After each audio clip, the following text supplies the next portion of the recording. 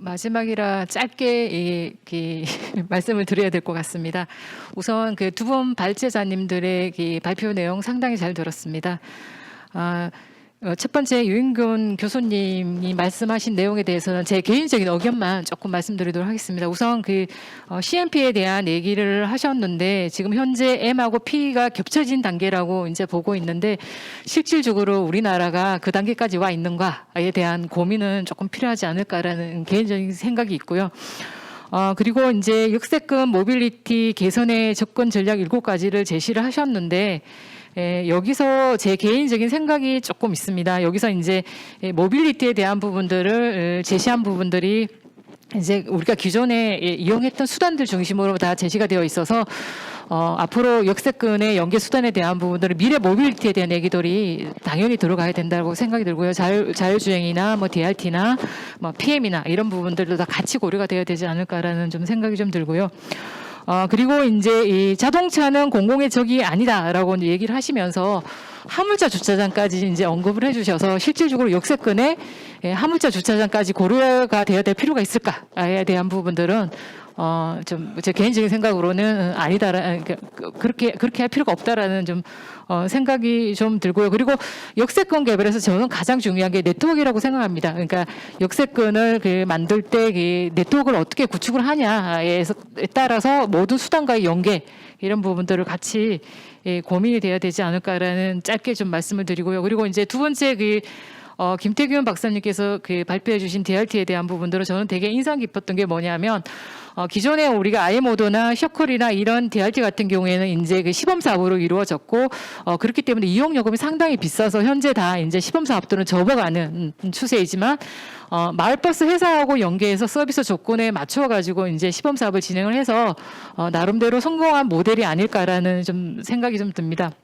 두 번째로 또 인상 깊었던 게 우선 우리가 이제 지자체에서 DRT를 도입할 때 서비스를 운영 지역이나 뭐 운영 범위, 운행 거리, 서비스 지역 면적 이런 것들을 산정할 때 이제 지자체가 스스로 하다 보니까 이제 어떤 오류가 좀 있었는데 여기서는 사전 시뮬레이션을 통해 가지고 지표 산출을 통해서 이제 호텔 시나리오별 지표 산출을 통해 가지고 이 DRT 최적 운영 체계를 만들어 간다는 것에 대해서는 상당히 좋은 방법이 아닐까라는 생각이 좀 들고요. 그리고 발표 내용에서 확실히 제가 느꼈던 게 뭐냐면 도시별로 DRT 운영의 결과가 상당히 차이가 있다라는 것을 확인할 수 있었습니다. 왜냐하면 은평구나 세종시 같은 경우에는 주요 이용 수요층이 이제 학원을 가거나 아니면은 엄마들이 잠깐 쇼핑을 하는 이런 통행이 많은데 여기서 보니까 가천 같은 경우에 도심권이라 출퇴근 수요가 상당히 많았다라는 것을 이제 확인할 수 있었고요. 그리고 제가 이게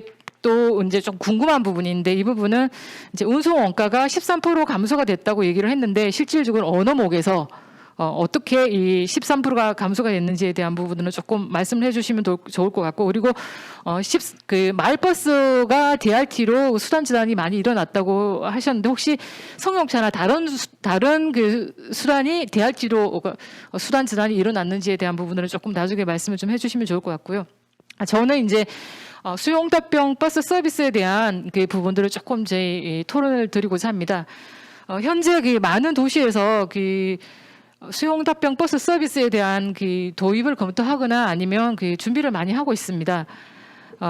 근데 사실 이제 지자체에서 되게 고려해야 될 게 뭐냐면 우선 ICT 기술을 통해 가지고 미래 모빌리티 서비스를 제공하는 건지 아니면은 정말 도시의 대중교통 취약 지역에 대중교통을 통행권을 확보하기 위해서 서비스를 제공하는 것인지 아니면 정말 일본처럼 교통 약자의 이동 편의를 제공하기 위한 목적인 거지 이런 부분들을 좀 명확히 해서 도입이 돼야 될 거라는 생각이 좀 듭니다. 왜 그러냐면 지금 해외에서는 수용답병 서비스가 이제 상당히 많이 이제 예전부터 도입돼서 운영이 됐어요. 그래 보시면은 우선 이제 호주 같은 경우에는 어떤 교통 약자 이동권을 확보하기 위해서 이제 차량에 휠체어 전용 공간도 이제 확보한 사례들이 있고, 그 다음에 홍콩 퍼블릭 라이트 버스 같은 경우에는 이제 이용자의 이용 수요에 맞춰 가지고 서비스를 운영을 하는데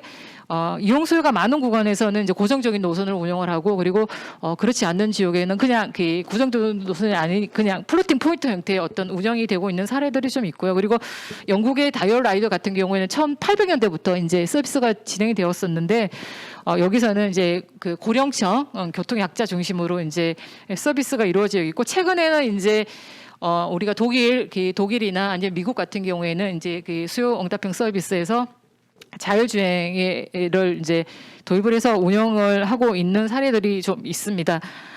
그렇기 때문에 제가 이게 일본의 경우에는 대부분 이제 그 정말 그 고령자 증가율이 높기 때문에 이런 그 고령자 이동 편의를 위해서 이제 지역적으로 자기들이 지역이 주도하에 그 돈을 내고 자기들이 운영하는 사례들로 이제 응답형 그 서비스를 이제 도입해서 하고 운영을 하고 있습니다. 그래서 제가 이제 그 말씀드리고자 하는 부분들은 수요 응답형 서비스를 하고 있는 도시들이 이제 전국 세계적으로 도시들이 매우 다양하고 특성들이 있다고 보고 있습니다. 그래서 우선 이 도입 그 목적이 뭔지를 좀 명확히 하고, 그리고 서비스 대상이 누구고, 그리고 운영 방식, 요금, 이용 차량 등 이런 부분들을 조금 그 도입 목적에 맞게끔 가져가야 되는 게 되게 중요하다고 생각하고요. 지금은 획일적으로 지자체가 동일한 서비스 동일하게 다 가는 것 같습니다. 이제 아까 이제 청주시는 뭐 농촌형, 뭐 도농복합형, 그리고 과천은 도시형 이렇게 되어 있는데, 그냥